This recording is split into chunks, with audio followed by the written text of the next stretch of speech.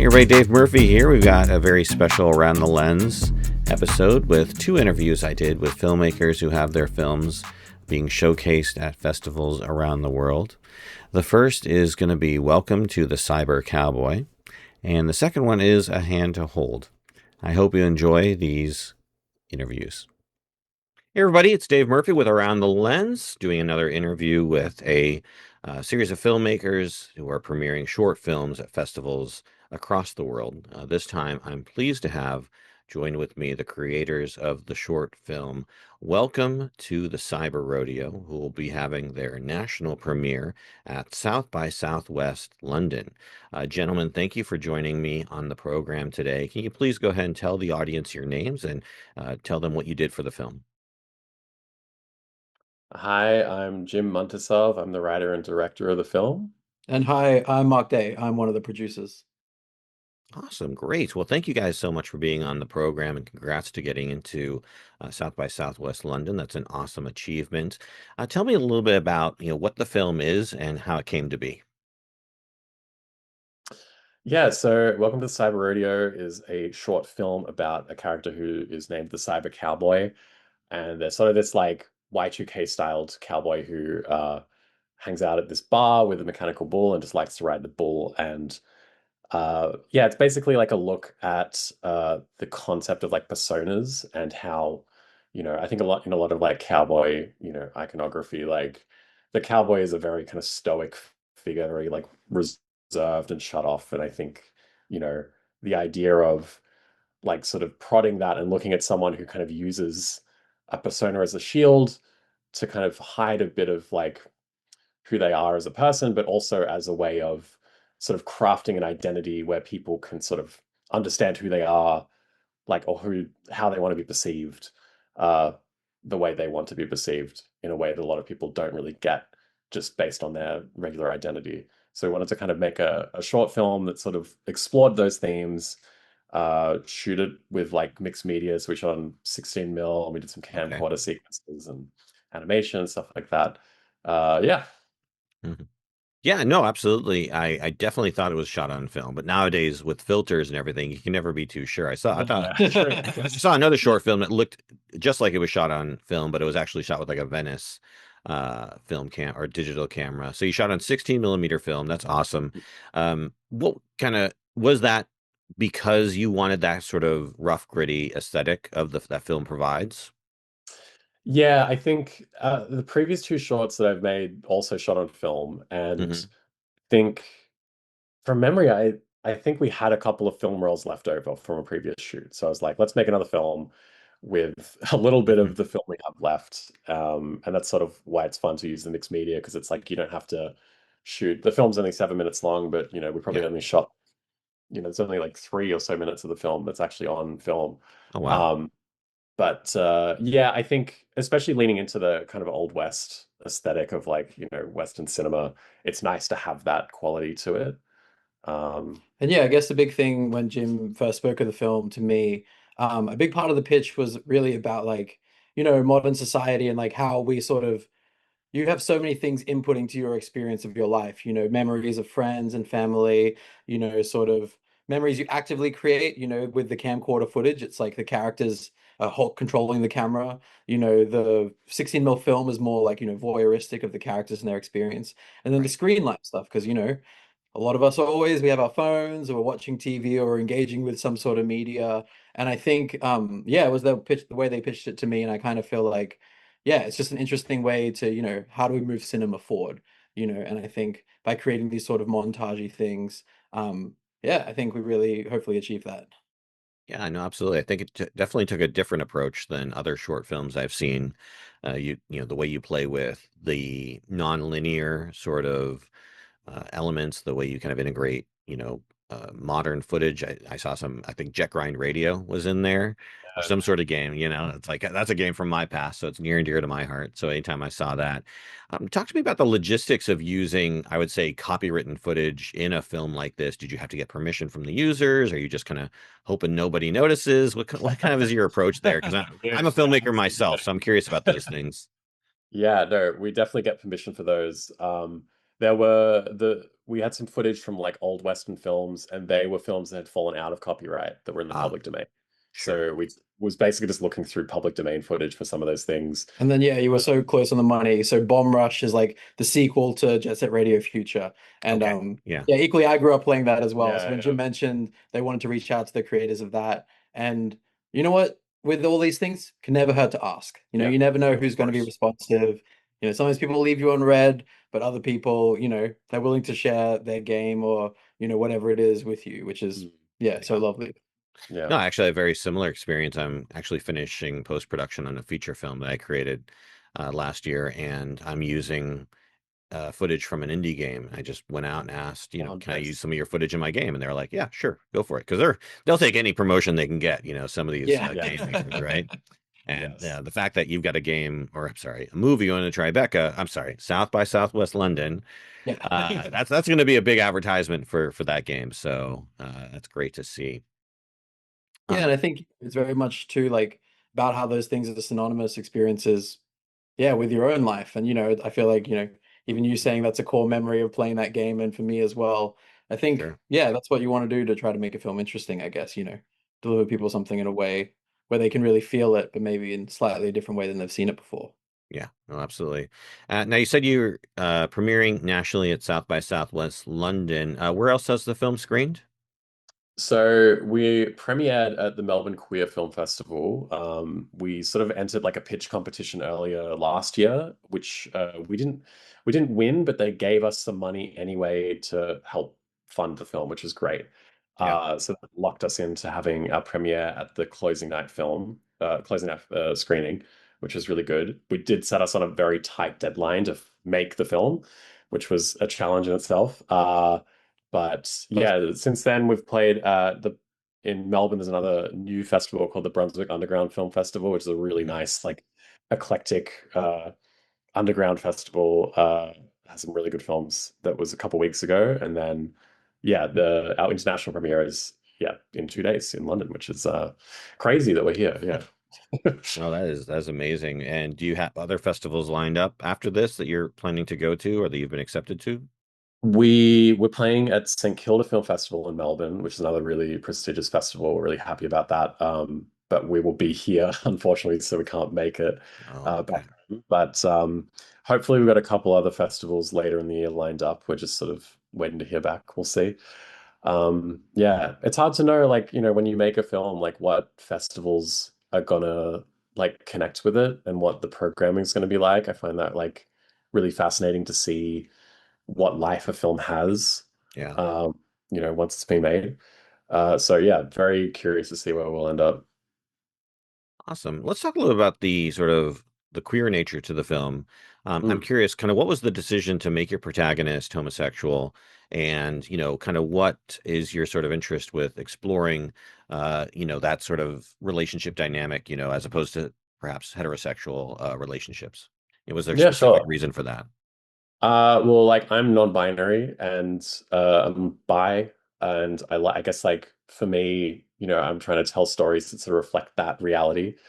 Um, so I think, yeah, having, especially in this character who's, had this past relationship with this guy that sort of didn't work out, but then is like, has this brief moment of like, doing like a cam session with like a cam girl, Hmm. like having these kind of like moments of like, still trying to figure out who you are and like exploring different elements of your sexuality and your gender identity.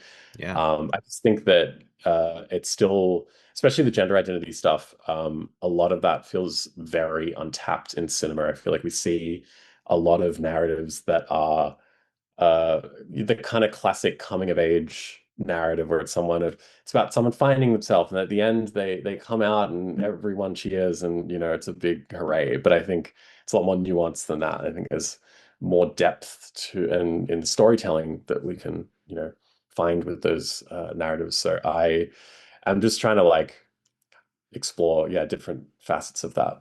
And Yeah. when Jim did come and pitch me this idea originally as well, I think, as a producer, I'm always drawn to ideas that are very specific and unique. And, I think one, well, never been pitched a cyber cowboy film before, but I think Yeah. I think a lot of the themes running through the film, I think, in whatever way you've been searching for your own identity, I think people can relate to sort of having these sort of maybe missed experiences with past relationships or sort of trying a myriad of different things. And it was actually really refreshing, from the pitch at the Melbourne Queer Film Festival. Some people came up to us, and as well at the screening, a few people came up to us. And yeah, it's so interesting. Sometimes you make a film about a cyber cowboy, and that can be more universal than a lot of other films, made in the past. Sorry, we can all relate to being a cyber cowboy. Come on, that's Yeah. Of course, it's of course. universal. Uh, so this is this obviously this is a very short film, as you mentioned before, right? So you can only explore so much in that medium. Is there sort of an interest or desire to expand this into like a either a longer short or a feature sort of category? Do you want to explore this character more? I mean, I guess I do to some degree. I think with short filmmaking, I do try and like say everything I want to say in the medium because I think, I've seen a lot of like sort of proof of concept shorts that just feel like feature films that have been crushed down into like, three tiny acts, and you're just kind of like, this Yeah. is, this doesn't feel like a great movie. It feels like you're trying to do something in the wrong medium. So, yeah, I think there's a lot of themes that I want to explore in features that are similar to Cyber Cowboy, and I definitely with the mixed media as well, for sure. But it might not be in the form of Cyber Cowboy, but it might be in the form of, some other kind of character in a similar vein. Yeah, we've been chatting about ideas, and Jim's developing a feature film, which might keep a little hush hush for now, Yes. but I'd say, like, through me watching through their own film journey, the films I've been a part of and the films I've seen them make before, I think this is definitely a stepping stone, you know what I mean? I think as an artist, you just get closer and closer to sort of translating a sort of idea, no matter what sort of form it takes. And I feel like, yeah, I'm really excited for this next one we've been working on because, yeah, I think it's going to be really exciting. It's awesome. Yeah, no, I was going to ask you what kind of is next, and you kind of already answered that. But to your point about shorts that are trying to be mini movies, I have Mhm. experienced that myself. And what we run into is you end up making a short that's so long, nobody wants to play it because they don't want to program out other shorts. So I think, that 7 minute mark is probably the sweet spot with regard to being easily programmable and, Mm, obviously picking subject matter that is of interest to people because I think we all need to explore underrepresented communities such as the gay community. So I think that's important to bring light to. Well, that's awesome, gentlemen. I know you can't talk about the feature, which is fine, but where kind of is sort of your long-term trajectory as filmmakers or being part of the film world in general?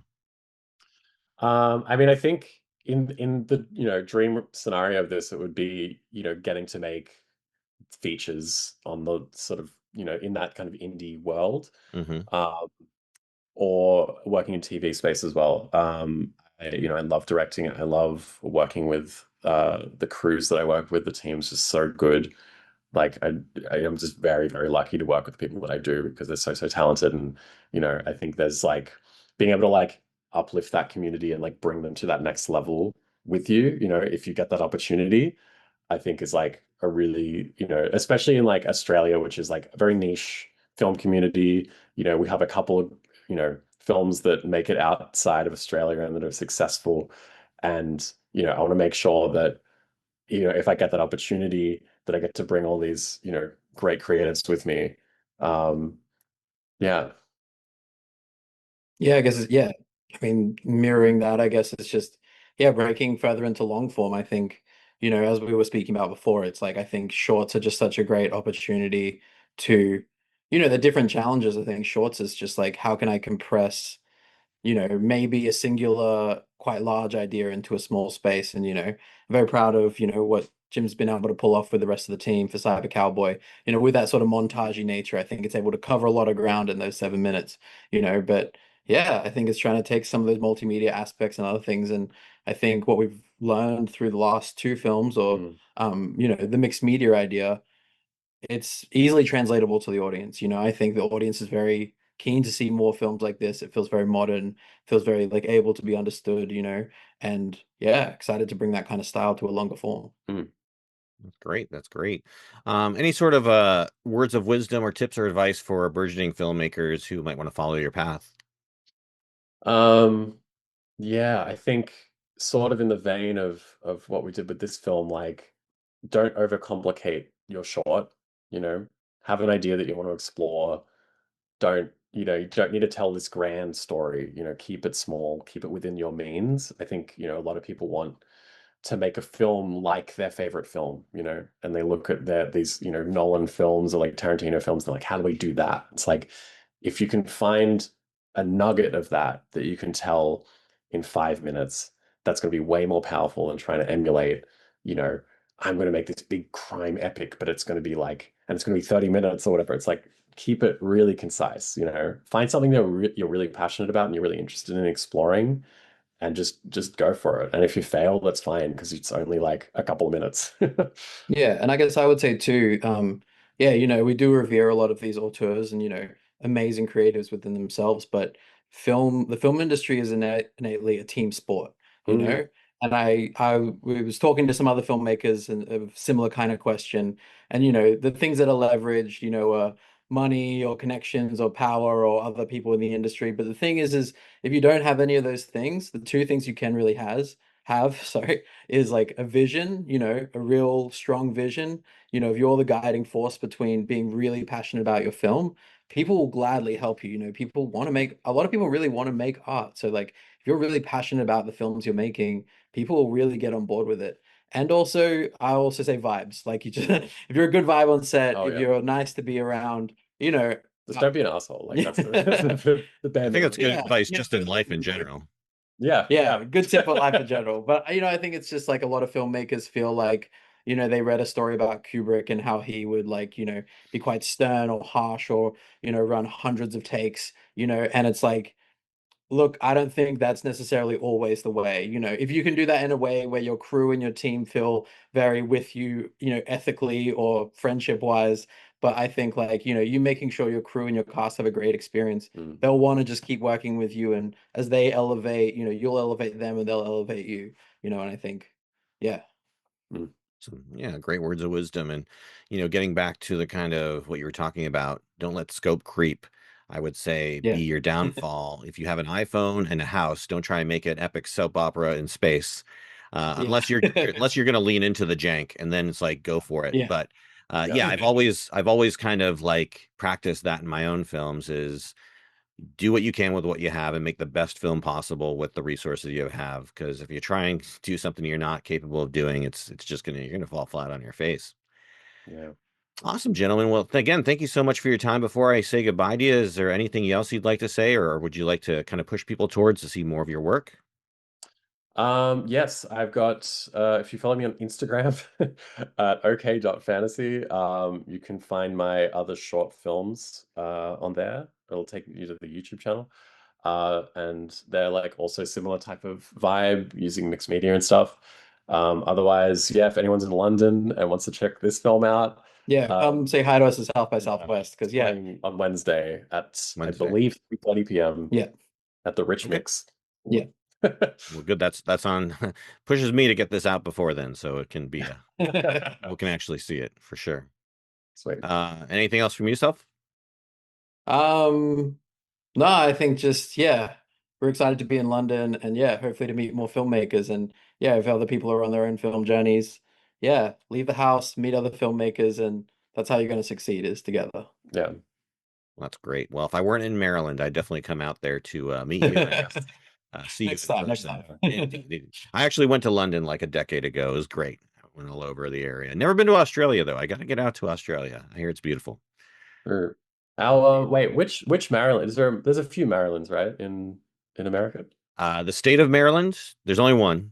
Oh, there's only one state? Okay. Because Yeah. our previous film played at the Maryland Film Festival. Oh, that's awesome. Yeah. Did you visit? Did you go to Maryland for it? I could not afford the flight, unfortunately. Yeah. But I had a friend there who was living there who did visit and was able to see the Yeah, film. And cheering us on. it's great. Yeah, one That's person. great. Well, if you happen to come back, or maybe do you think this film could get into that festival?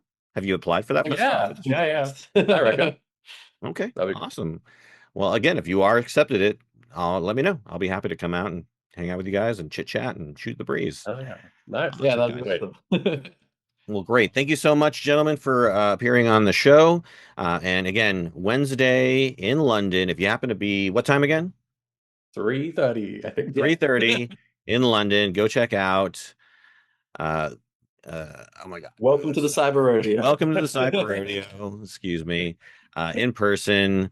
A very kind of interesting, different take on the short film genre, but interesting nonetheless. So, thank you again, gentlemen, for being on the program, and have a great, lovely, cloudy day in old London town. And get over that jet lag. Get some rest, guys. Yeah. Indeed. All right. Thanks Thank again. you. Bye. See you later. See ya. All right, everybody, welcome to another interview with another filmmaker or set of group associated with another film. I'm proud to have two members of the film A Hand to Hold here to talk about their very interesting, funny take on the horror short film genre. Director Philip Clyde-Smith and writer, executive producer Eliza Power. Welcome to the program. Hi, Thank thanks you. for having Hello. us. Now, you both were involved in this film, A Hand to Hold. So why don't you go ahead and tell us a little bit about what the film is about and how it came to be? Sure. Elijah, it starts with you. It starts with me. I'm to blame for the whole thing. It's awful. Yeah, so it kind of came to be. I'm Eliza. I'm the writer. I've written a few TV, comedies and things like that. And I was working on a TV comedy set in Ireland because my parents are Irish. Started writing a few scenes. I had to go down the sort of the route of having much younger characters in this TV drama, and it was frustrating me a little bit. This TV comedy, sorry. And so I decided to write a couple of scenes about an older couple. And I literally spent one day just thinking about an older couple. One is near death, the other is, nurturing and supporting that person. Where Sure. does this relationship go? And because I love horror, I grew up with Hammer horror, 80s horror, really crazy, weird body horror stuff like The Evil Dead. Mhm. It all spilled out as I was writing. Don't know where it came from, but it went very much from a drama to a horror very quickly. Yeah. And yeah, so it's effectively about a toxic marriage that refuses to die, an elderly couple who should be parted by death, but they're not quite. No, absolutely. There's definitely some stuff going on there. So you had this idea, you wrote this story, and then kind of what was the path towards getting it on the screen? I The submitted it. journey was Sorry, the journey. Oh, you're about to tell the journey. There's more to the journey of the scripts before I come along. No, I will very quickly jump into Phil. No, Phil is basically the catalyst for this whole reason that we're here. But no, I submitted it to a few film festivals, just screenplay festivals, while I was waiting for other stuff to happen. And nothing really was happening. It was winning awards, but nobody showed any interest in making it until Phil reached out. Yeah, and I was having a midlife crisis. I needed I mean, my background is I've TV commercials and content and music videos and that kind of work. And I've done lots of shorts over the years, and I was looking to do actually try and do a feature, but Eliza said I have this short, read it and went yes, because it's quite rare to come across a short with a good script. It's a cool. I think it's a difficult format because there's no real rules to it. They either, it doesn't have to, but like with film, there are rules and everyone can break the rules, but with shorts, I think you can yeah. And I just went, yeah, let's do it. And I thought it'd be like, do it all guerrilla, make it really quickly over a weekend, so like crew fast. And then as soon as we got an SFX person on board, Eve Pashley, and she started designing stuff. And I went, okay, this is getting a little bit big. And then I got a producer on board, and he went, yeah, we got to do this properly. And that's like, you're right. Because I was being impatient because my background, we're making things quite quickly, moving through things. And I was like, right, yeah, let's do this properly. And I'm so glad we did because we took our time to find our actors who are amazing. And our crew were people I've worked with over, the last 20 years. And it was really nice to get all these people you work with, and it's like a big family. In fact, some were related to each other. I mean, all our art department are all related. Nice. The producers are related. So it's actually, I mean, maybe it's a British thing. It's a small, it was like a village coming together to make a mad film, and it worked. I think it worked. No, that's great. One of the things that really stuck out to me in this film is just how good the gore effects are. So there's quite a gory film, you know, you don't think about it from the outset, but it gets very gory very quickly. So talk to me a little about the gore effects, you know, that were used in this, and specifically, I mean, they couldn't have been cheap. So I wonder like how you funded this film. Well, we initially we put some of our own money into it, and we got some investment from family and friends, and we're like, we're going to do this. We need some money, and it's very rare. You know, you got a card, you can probably play it once for people. We Right. played that card, and Okay. that card is spent. And we got the money, but the SFX came in quite early. So like as soon after we got the scripts, I looked for someone to do the SFX because that it all based around how good they'd be. And we Sure. wanted to go down the route, didn't realize that. But I mean, in the conversations we had, like the 80s horror, 70s horror, like the thing, like everything's in camera. Yeah. And because there's a real emotional core to that. Like I keep saying the word wrong. Aesthetic. Aesthetic. I'm saying it Yeah, right now, like aesthetic. aesthetic. And there's something emotional and real to that, rather than doing CGI or anything digital. Yeah, so we worked closely with her, and she started designing, you know, how well, I don't want to give away too much, but how this being might be, and like the designs of each scene, and that got bigger and bigger and bigger. But she kept it within quite a tight budget. We said we have this amount of money, and you need to fit it in that. And she was totally cool. She probably didn't pay herself very well or at all, and just spent it all on prosthetics and blood. Right. But she's young, she's 22, and she had full-time jobs, a makeup artist on commercials and things like that. But she does a lot of horrors, like it's building that reel, and so she really wanted to do this so she could own it and get that credit. And we were so lucky to find her. Because either you have to pay a lot more money to get someone more established, Sure. or so we got someone who's very talented, hungry, but still early in their career. So that, I mean, that was like that is so lucky. I think that, I mean, Yeah. it is the look of the film, and the gore is, I directed it, but it is her, and it's like I think hats off to her. I think she brought a lot to it. Yeah, absolutely. And you've got some really you know, stunning actors in here, especially some actors with very high pedigree and whatnot, you know, Doctor Who, Wednesday, Lord of the Rings. So talk to me a little about, you know, garnering these sort of high level actors. Was that difficult? Was it easy? Did they basically just have to read the script and they were won over by the script, or how did you kind of land those higher caliber actors? Well, I'll start very quickly, and I'm going to let Eliza take over. But I think a lot of it had to do with the script, because I think it's Hmm. rare to get a script this fun and something that's emotional at the same time. And then Eliza, do you want to talk about how we got people like Francis Barber? Yeah. There was that. Phil's always so lovely. He's always like going on about the script, but honestly, later I want to talk about his directing because it's superb. But yeah, we got really lucky because the first person we actually reached out to, and it was a strange connection, was actually the gentleman who plays the Doctor, Frank Burke. Mm. Because I did a voiceover for a friend's film. Frank also was in that film, and I just started looking him up. I knew he was an Irish actor, and just straight away, and Phil and I had only just really started talking about getting the film off the ground. He just jumped out to me as the Doctor. So Phil and I Mhm. had a chat. We invited him in, and everything snowballed because he has known Shane Casey, who plays Mike the Chainsaw, for over 20 years. They've acted together in films like Ken Loach's The Wind That Shakes the Barley. Shane's a really successful actor in Ireland. He's in a show called The Young Offenders, which is also on the BBC.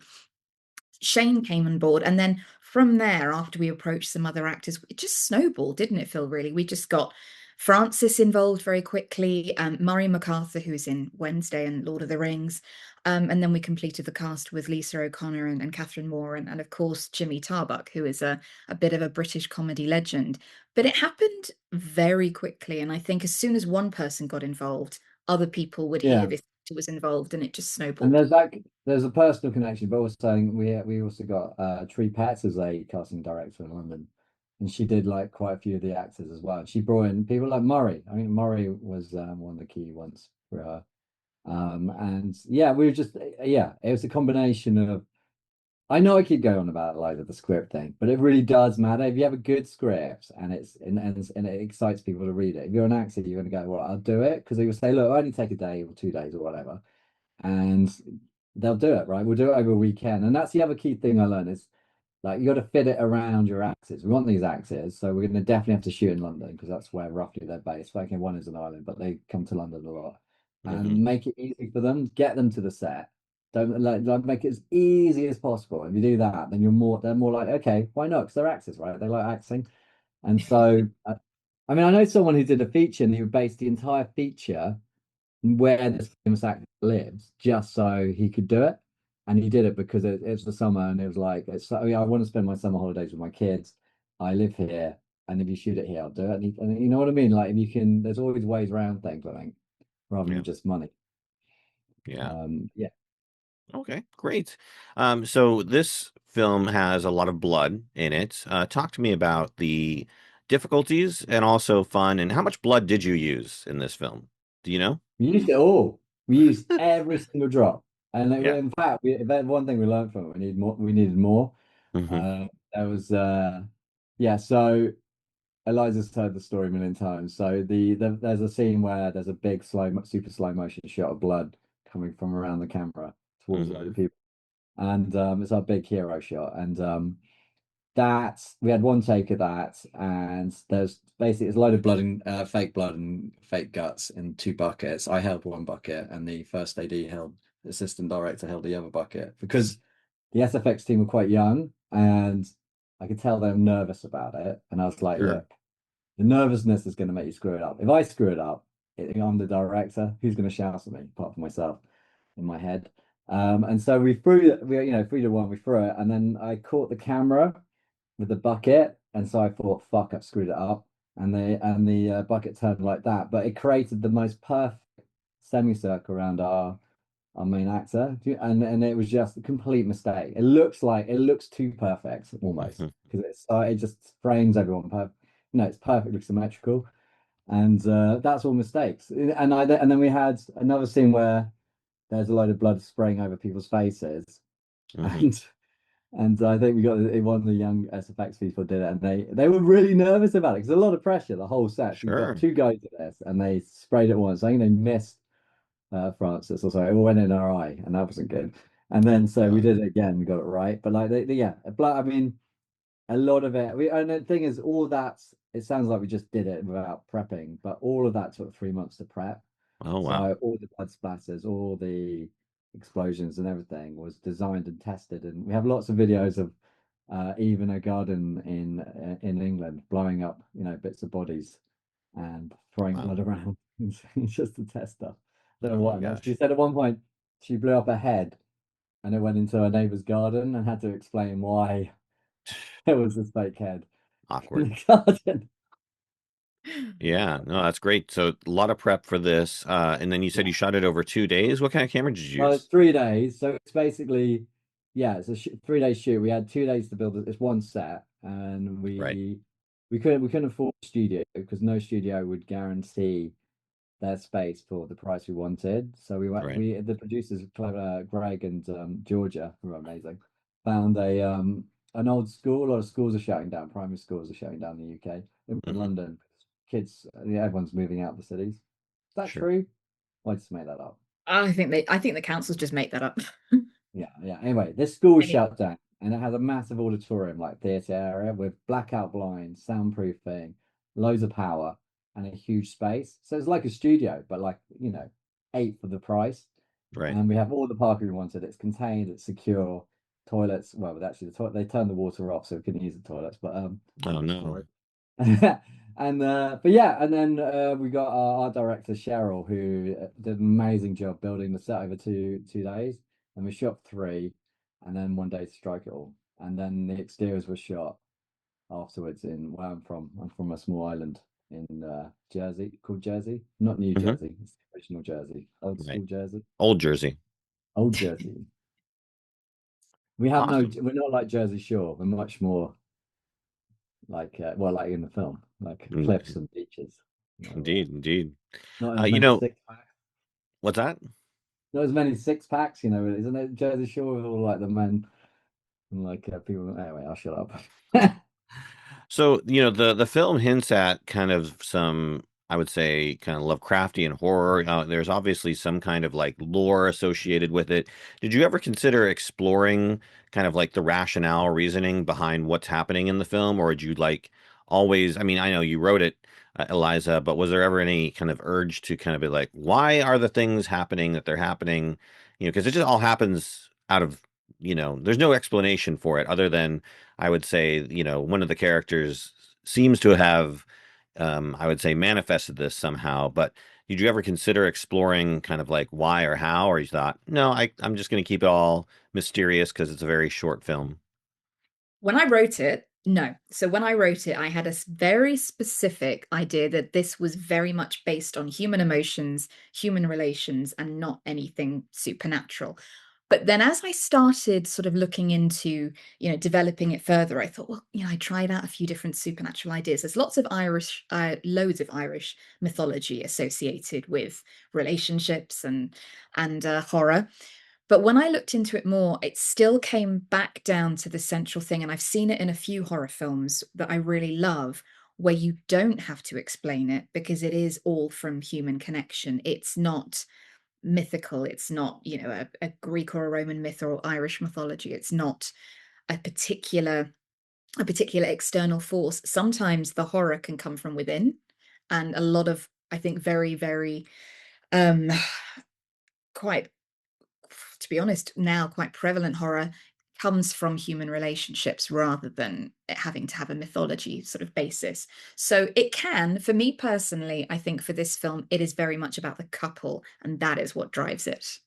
Yeah, absolutely. Just that One of the raw energy. things, I'm sorry, go ahead. Well, it's just about, I mean, for me, it was about, like, I mean, what you said is it didn't really need a mythology because the raw energy of what happens in the film is enough to make the supernatural occur in my books. Because it's so much emotion is energy, right? Supernatural energy Yeah. is probably emotion. So to me, it justifies it. And if you try to, when we did talk about, we are developing the feature, so been talking about we bring mythology into it, and actually we keep coming back to that simplicity of it's about that relationship and the power of that relationship rather than Yeah. you're spot on, Eliza.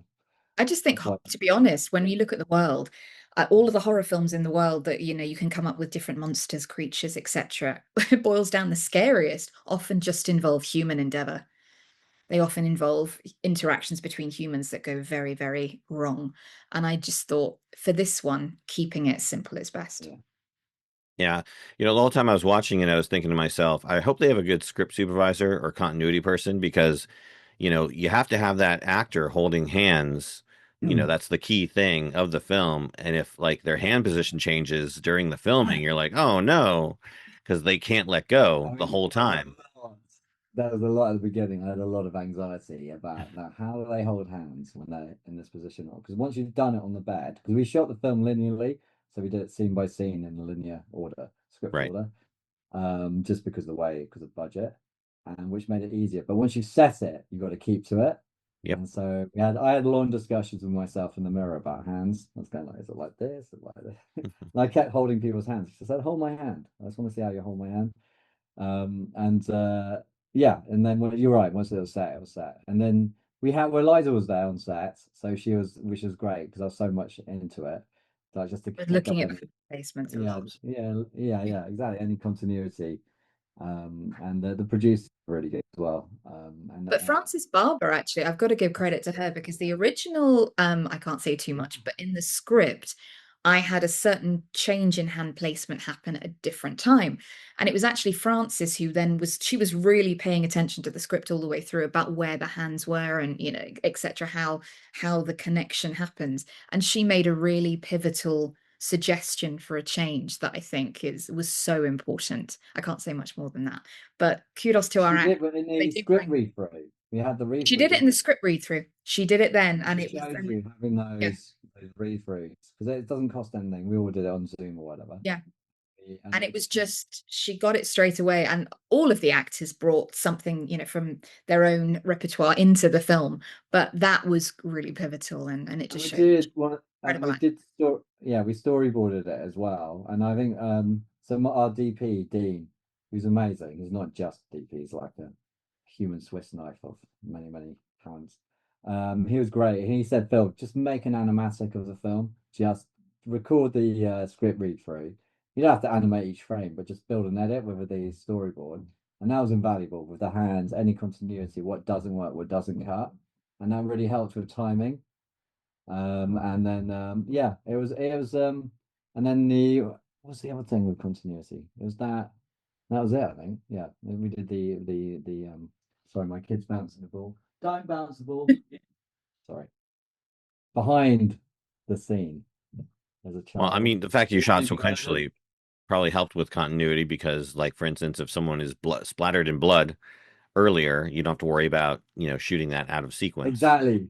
Yeah, exactly. So like the scene behind Eliza, I mean, I'm not saying where that's in the film, but it builds up to that because once it's done, and we can't really go back. We can't afford to go back. So yeah, we Right. had to do it.